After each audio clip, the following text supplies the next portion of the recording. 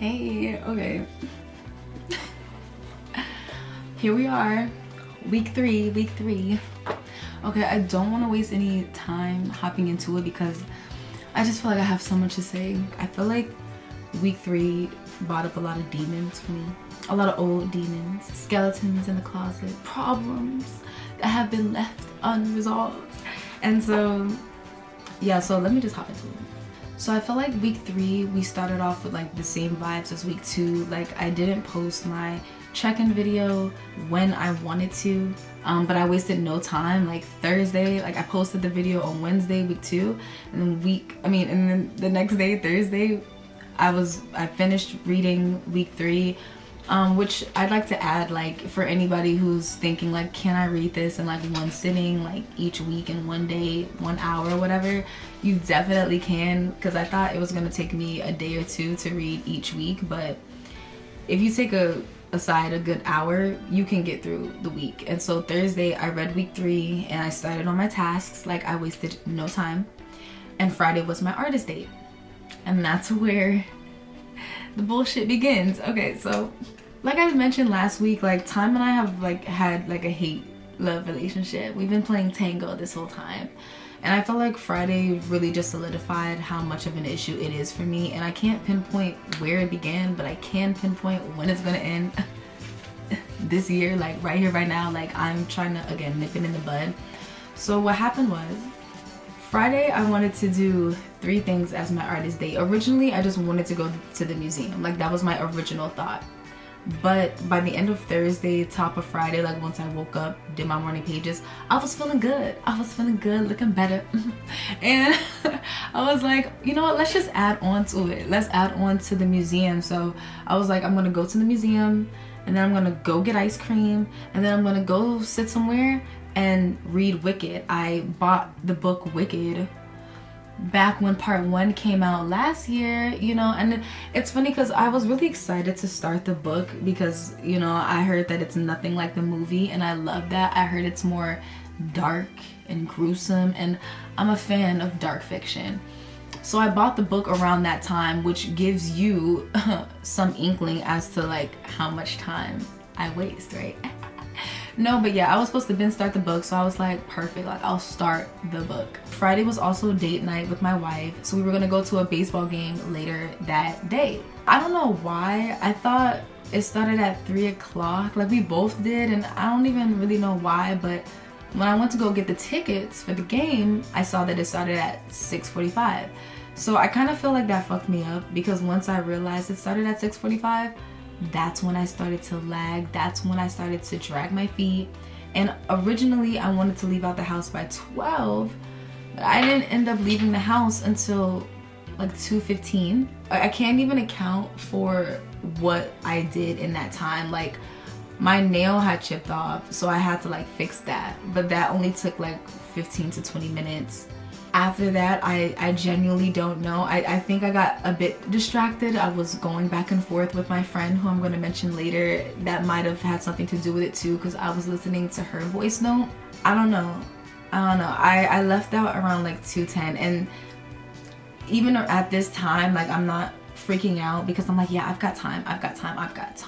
Head on the way to my artist date to the National Gallery of Art. And on the way to the art museum, I was listening to my friend's voice note, which was probably like my second mistake.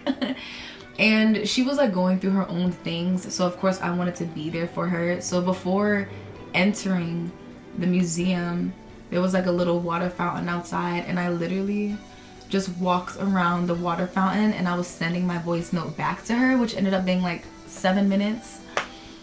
And I feel like that took time as well. There was this moment of like going back and forth of, well, should I just cancel the artist date and be there for her, or should I just, you know, I don't know, like keep going, do the artist date.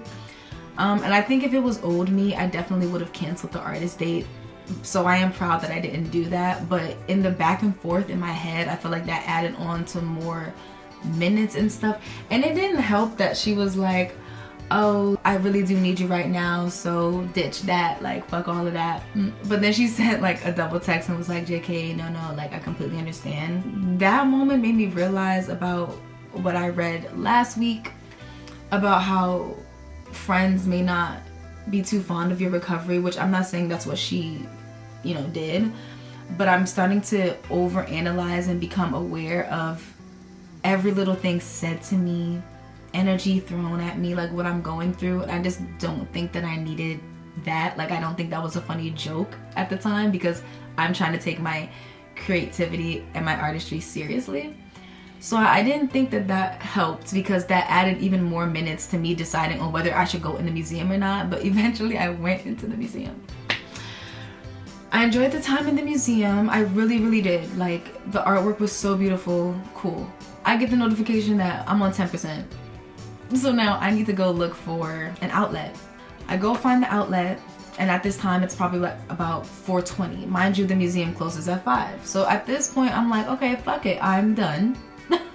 Like, I got to walk around a bit. I didn't tackle the whole museum like I wanted to, but it's pretty big. I'm pretty sure I wasn't gonna get to it, all of it in one sitting anyway, but like, I do think that I got to see a good amount of art. Like, the time wasn't wasted.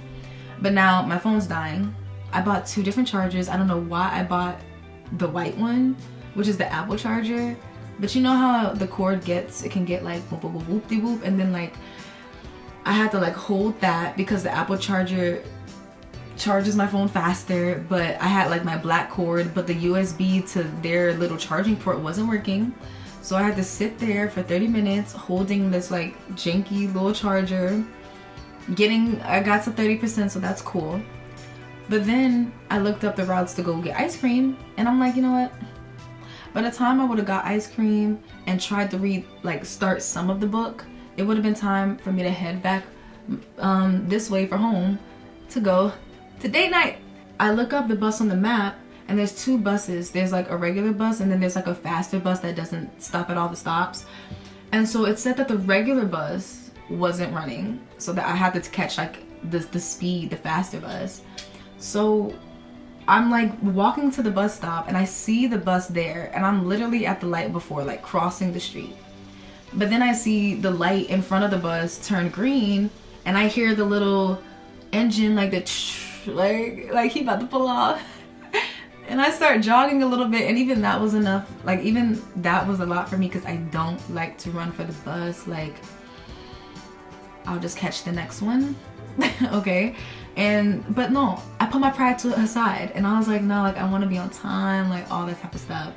Running for the bus, it pulls off, and literally the tears come to my eyes. The tears are coming to my eyes. They're about to drop, and then who comes around the corner?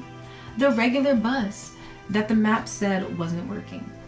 So I said all that to say, I just felt so upset at myself. I was just extremely disappointed. I was really enjoying my time, and so to just have it be cut short and to rush, like, all of that causes anxiety, and all of that causes like pressure. Mind you, I didn't have to complete all 3 things. I do think that my artist date was still successful, because I spent an hour and a half by myself, like at a place that I chose that I wanted to around art. But I just think it was really sad how I just let go of my time like that. And every time these moments happen, I feel like it's me basically slapping me in the face, like basically saying fuck me and my time, like fuck what you got going, I'm gonna do what I want anyway. Which is like, damn, I don't know, like what you want to do and what I want to do is the same thing. It should be the same thing. So I don't know, I feel like I got really fed up. Like, even in my notes, I was like, yeah, we posted week 2 on Thursday, Wednesday, whenever. Like, can this please be the last time? I said, I'd like to make this the last time, please. Because I talked to myself, yes. And I answered myself, yes. So, I don't know. It just really annoyed me.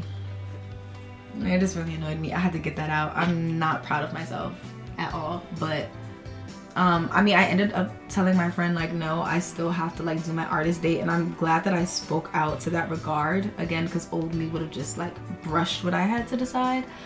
But I feel like I could have left out earlier. The fact that my phone was dying, it's like, okay, I left out 2 hours later, why didn't I charge my phone? You know, it's just like all these things, like moving too quickly, doing too much. That was something, and that's kind of like my overview for week 3. Morning pages were successful, artist date completed, all the way successful. I wouldn't say so, but I mean, I do kind of say so. Week 3 is all about recovering a sense of power. A few topics before I get into the reading notes.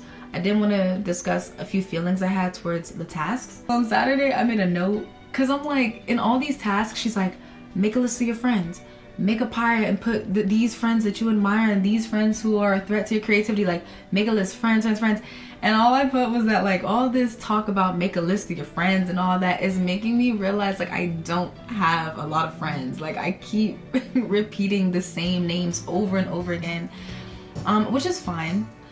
But I just thought that that was an interesting feeling. It brought up some old feelings because growing up I used to think that I was supposed to have like this large ass, big ass group of friends, like at least like a minimum of like 6. And like I thought we would like all be growing up together and like just doing life together and stuff, and that's not really the case. Because I was like, is it okay for me to be mentioning the same like 10 names? Like at this point, like damn near like 10 names. But I mean I answered myself and I was like, yeah, it's fine. I'd rather have twin. Okay, no, I'd rather have 10 quality friends than like 100 fake ones.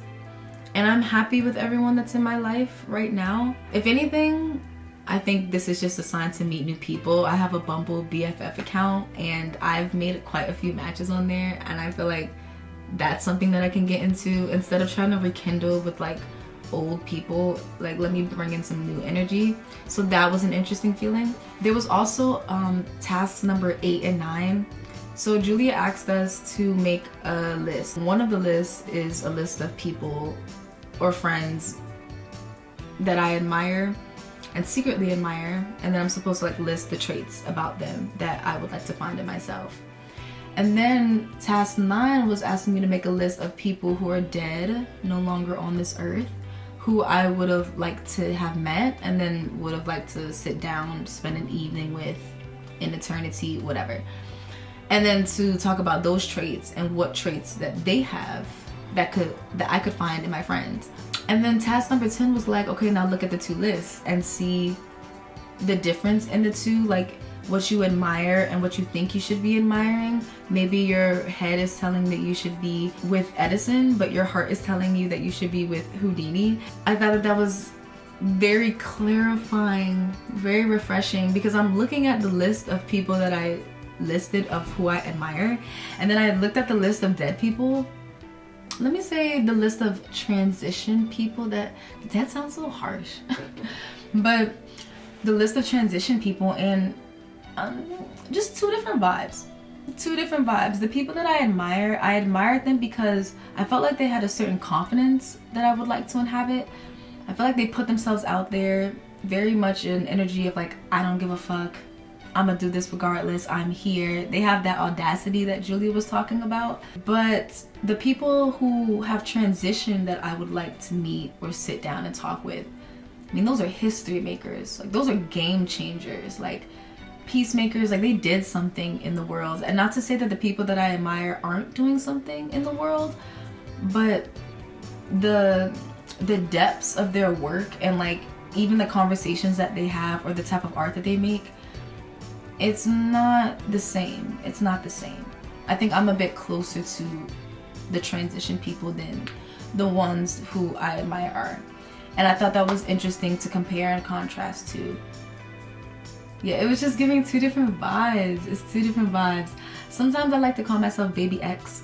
Africana studies, I feel like that was like the introduction for me as to why I am who I am. I definitely wear that on my sleeve. Like I feel like you can't miss it, and not everyone, you know, wears it on their sleeve, and that's fine.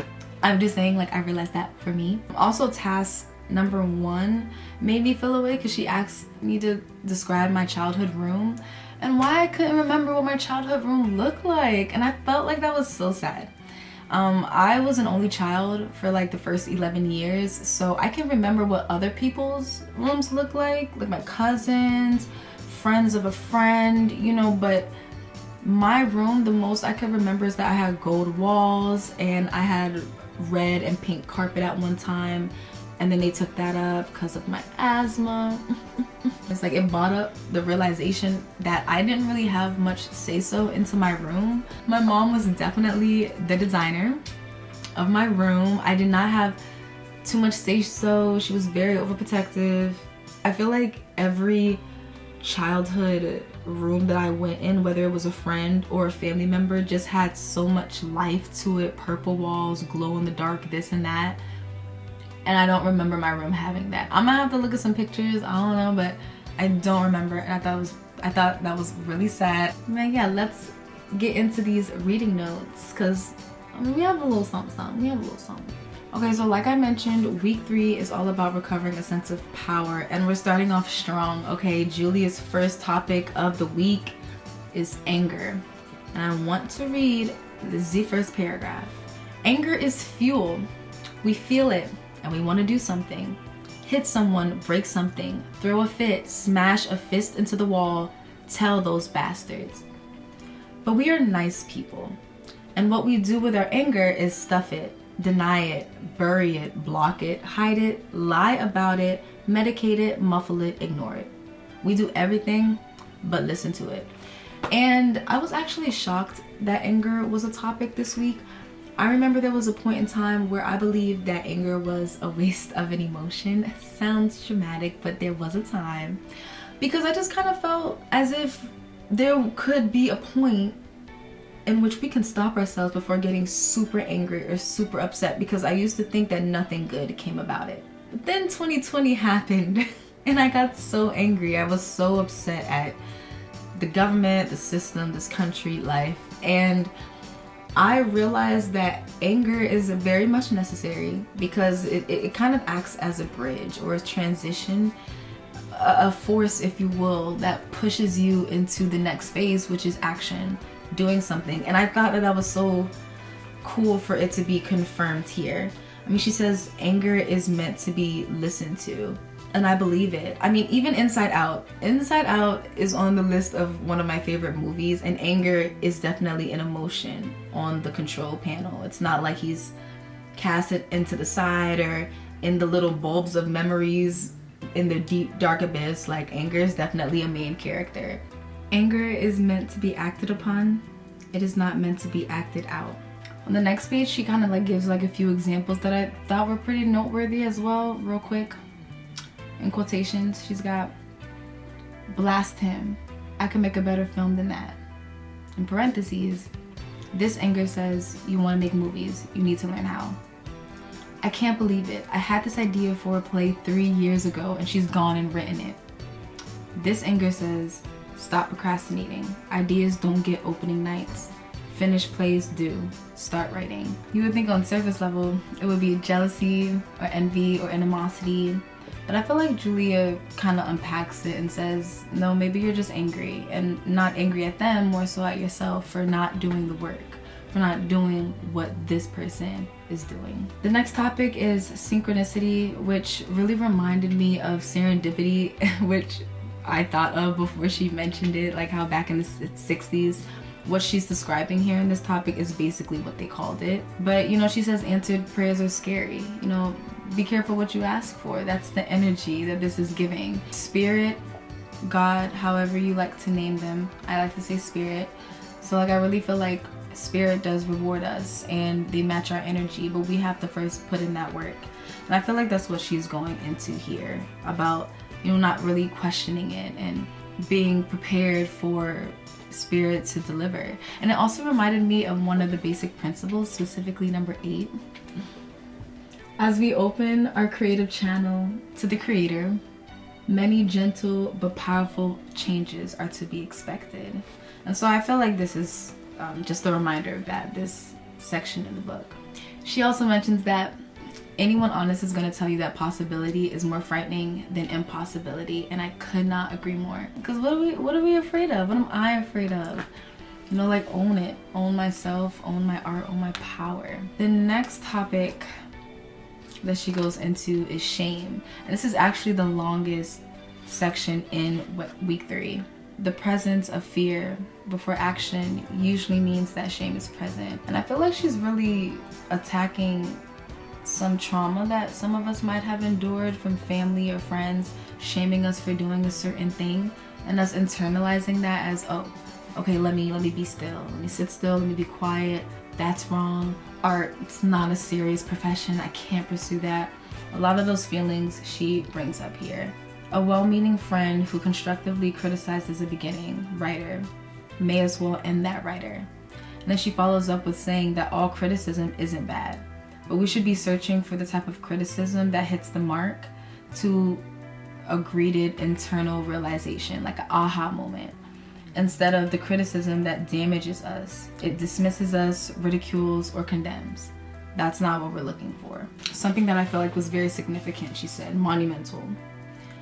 By telling our shame secrets around our art and telling them through our art, we release ourselves and others from darkness. This release is not always welcome. You know, it's hard to do the right thing. It's hard to express yourself.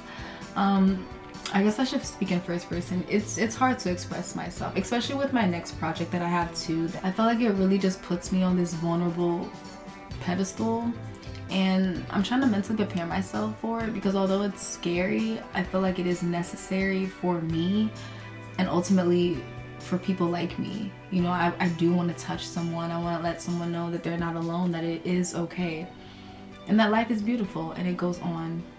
So, I mean, with great power comes great responsibility. The next two topics are really quick. Dealing with criticism. She gives us 9 rules of the road that could be useful for dealing with any form of criticism, and my favorite is number 9. Do it. Creativity is the only cure for criticism. And then she gives us an exercise, detective work, which is 20 things that we're supposed to answer. So I thought that was really fun. I feel like I got to know myself a bit more. It caused me to go back in my memory and recover some things I haven't thought about in a really long time. And the final topic of week 3 is growth. You know, she reminds us that growth is an erratic forward movement, 2 steps forward, 1 step back. Some weeks we will be consistent and we will feel insightful, but it will be followed by a week of sluggishness, and she says that that's normal. She mentions easy does it, which is a modus operandi, which is basically a method, a way of doing things. And she says that it really means easy accomplishes it. And this just reminded me of the story of the tortoise and the hare. You know, slow and steady does win the race, and I do think that simplicity often gets overlooked, but it is something that we need to take heed in. Similar to week 2, just realizing the attention in things and stopping to smell the roses. I think that that's really important, especially in growth. So wrapping up on growth was definitely like the cherry on top. Definitely was needed going into the task. So now, all in all, I don't know, week 3 was given like 6 out of 10. Like, it was okay, it was all right. But I do think that the recovery is doing what it's supposed to do. Just being patient with it, of course. So I guess I'll see you guys next week. That's all I've got for this week. Peace.